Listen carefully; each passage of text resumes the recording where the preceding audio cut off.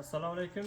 2026-yil 29-yanvar kuni mana Qashqadaryo viloyati Nishon tumani Nuriston shaharchasi Nurchi mahalla fuqarolar yig'ini Mevazor ko'chasi 28-uyga Karimov Bahrom aka xonadoniga 10 kW quvvatdagi on-grid tizimli fotoelektr stansiyamizni o'rnatib montaj ishlari bilan yakunlab ishga tushirdik. Stansiyamiz normal holatda ishlayapti. Stansiya bilan bitta tanishib o'taman.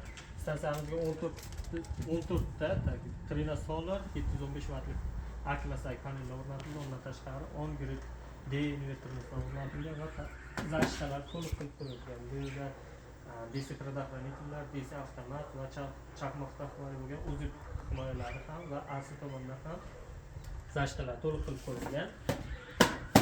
Bu yerda Wi-Fi tizimi ham o'rnatilgan. Monitoring qilish uchun bemalol uyda Wi-Fi bo'lganda programmasi orqali monitoring qilishingiz mumkin. Undan tashqari zazimlinalar qoqilgan, zazimlinamiz 1,5 metr qoqilgan. Hammasi ish holatiga keltirilgan. Stansiyamiz hozir pakazlarlar bilan tanishtirib o'taman. Ungacha mana invertorga pasport hujjatini uy egasiga topshiramiz, xonadon egasiga topshiramiz.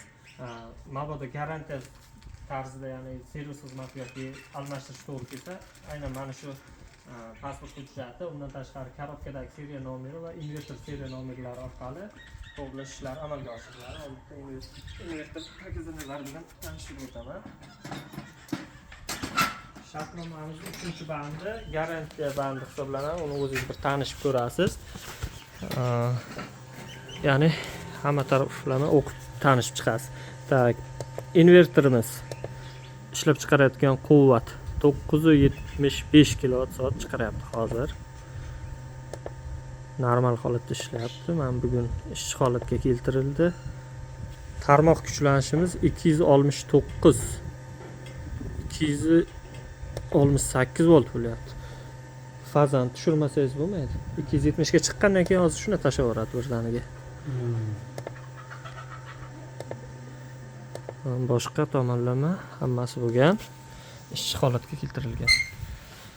Rahmat.